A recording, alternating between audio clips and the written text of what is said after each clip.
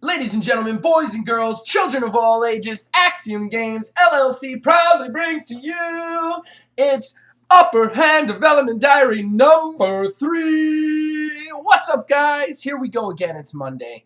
I'm trying something new. I'm changing up the mic, changing up no more headphones today because that was not working for me. So we're here again. It's Monday. I'm trying to do these every Monday, trying to keep them steady as we work closer to our goal of releasing Upper Hand, the wrestling tabletop role-playing game. Our first release from Axiom Games. We're super excited about it, myself and Mark included. So we've got some stuff to go over. As usual with these development diaries, I tell you the status, like how we're progressing towards the actual goal of getting it out. And then I give you a little tour of the game. Talk about some of the things that are going to go into it, some of the things that get you excited and really get you wanting to play this game. But first, we got to go into it. We had a really banner week for Upper Hand and progressing towards the goal because we're in that play testing phase right now.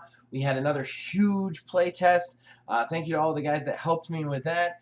And we found a bunch of new little teeny issues. But one thing that stood out is everybody had fun.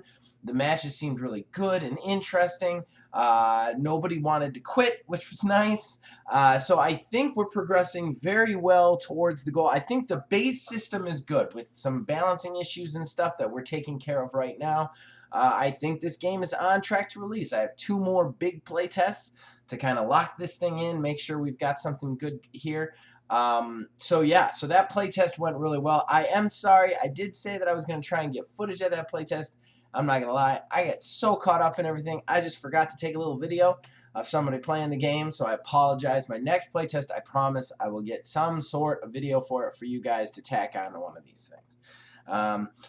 Moving right along, we got to talk about a new development in the picture. If you are subscribed to the YouTube channel or the Facebook, you might have already noticed this because I switched it on all of our little socials. But if not, I'm going to unveil it here. You have seen the wonderful picture that Phil Blazik, Philbilly330 drew for us for the cover. It's awesome, but we've added to it Mark, my partner, who you guys have not met. We got to get him on the show at one point. At one point, we're going to get him on the show so you guys can meet him. But my partner does a lot of graphical stuff as well. He did the shading for this picture. So here we go. Here we go. Boom! How much prettier does that look? In fact, I'm going to blow it up for a sec so you guys can see it all big and pretty. That's as big as I could blow it up, apparently. Put it over my ugly mug.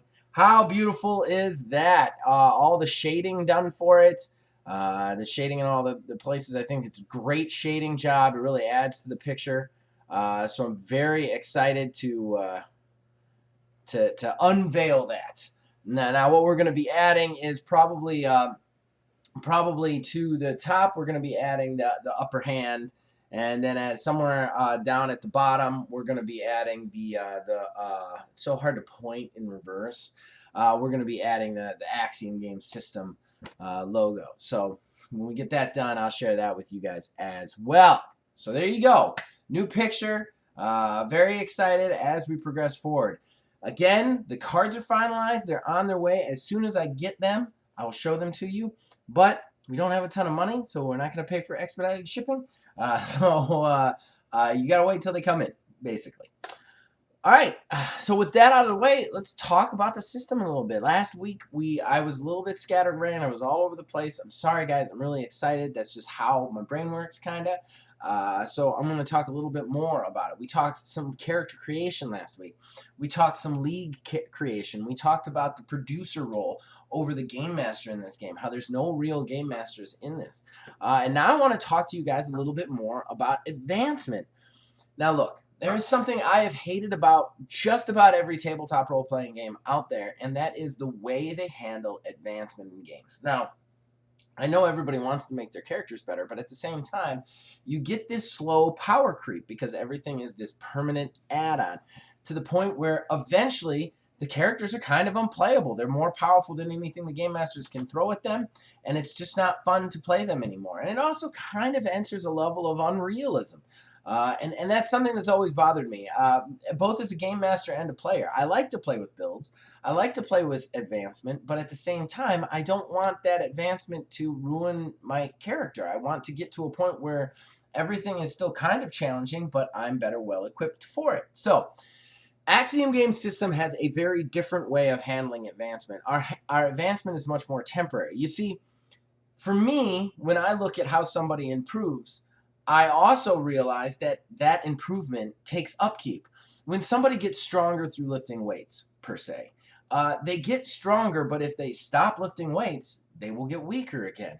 So basically, there is this kind of upkeep to characters. Now, I'm talking a little bit in the future because, yes, we are trying to make this card system work for way more crazy games in the future, and this is our initial release. But here, how you will advance is something called push points. Now, push points reflect your wrestler basically how well they're doing.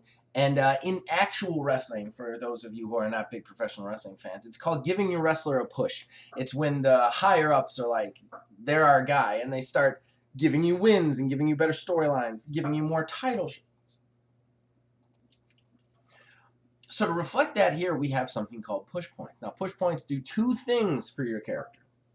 Number one, they can influence the show for your character. Now, as I previously said, when you're a producer, you can never produce a match that is your own character standardly. Like, just on the average, your character has to be produced by a different player, basically. So you can't book your own matches. However, push points, if you have enough of them, you need a lot, will allow you to book your own matches if you spend them. It will allow you to make your matches that are non-title into title matches. It will allow you to interfere in other people's matches. It will allow you to basically it's to simulate your wrestler being bigger and being able to actually have some creative control over what your wrestler is doing in the show. So acquiring push points, that's one of the things you can do with it. You could say, hey, I'm going to spend X amount of push points, and I'm going to interfere in this match, regardless of what the other producers had in store for those characters. So that's something that is kind of different.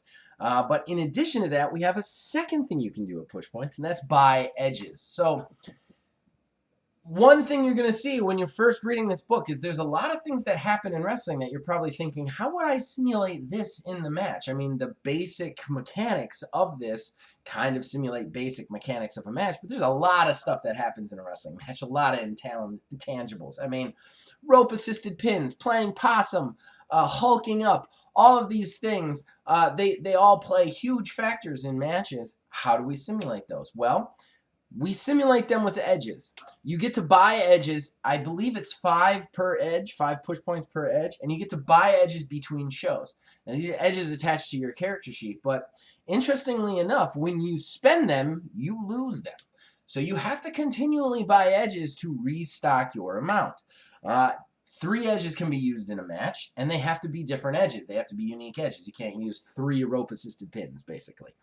And then you use those to also get ahead, to also get those wins. So you have to kind of balance yourself out. Am I using the push points? Am I saving the push points to use them to influence the show in my favor, just for match typing and stuff? Or am I using those push points to actually purchase ways to win the matches to give me a better outlook on things? And now you're probably wondering how you get push points. I'm going to try and go through it because, of course, as usual, we're running out of time. I just love talking about this game. I can't wait for it to come out. You get push points by, at the end of the show, every player gets to rate every player character's match on 1 to 5 stars. You average out your stars over the whole course of the show, and then you times that by 2, and that's the amount of push points you get at the end of the show. So here's what's interesting. You're probably thinking to yourself, wait a second. So I could lose a match and get more push points. Yes, you can. There is a bonus amount of push points for winning a match. However, if you have a 5-star match and you lose, you're probably going to get more push points than somebody who just squashed the other guy and won. And that is a really interesting strategical way to look at the matches. Do you go for that quick win and just get it done?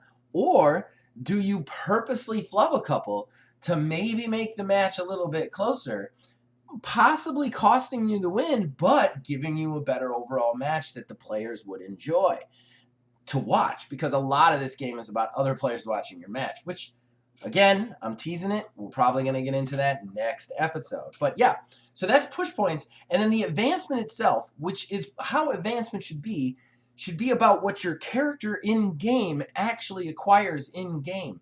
Winning titles, winning matches, getting that Hall of Fame, greatest of all time GOAT status. Like, that's what you should be focusing on with your character instead of points to put points into points. And I've always felt this way, even with the other role-playing games I've played, even your D&Ds and whatnot. I would much rather the character's focus, the player's focus being on the character's goal and less about making the character into some sort of all-consuming super monster. So with this game, and probably games going forward, we have kind of this weird static advancement system where you can only advance so much and you have to keep advancing. You have to keep pushing in order to make yourself better in the moment to get the wins that your character would want, not just your player. So hopefully this sounds really interesting with you guys. I'm going to have to wrap up this development diary number 3. Next week, we'll be back. We'll talk some more. We're going to definitely talk a little bit more about the match rating system, the producer system, and that. Hopefully the cards will be here. When the cards are here, we're going to talk match. We're going to talk match and how you actually develop the match, how you play the cards, that whole thing. Very excited for that. But keep it locked to this channel. We're definitely going to be doing some other stuff. Eventually, we're going to be doing a stream with myself and my partner, basically to Tabletop Simulator, maybe to give you guys an idea of what the game is. And yeah, I'll be posting more videos as we do more playtests, more updates, and just, I'm very excited to release this. I thank you to everybody who is supporting me, all the people playtesting, and all the people watching these videos, subscribing, and sharing it. I really, really appreciate you.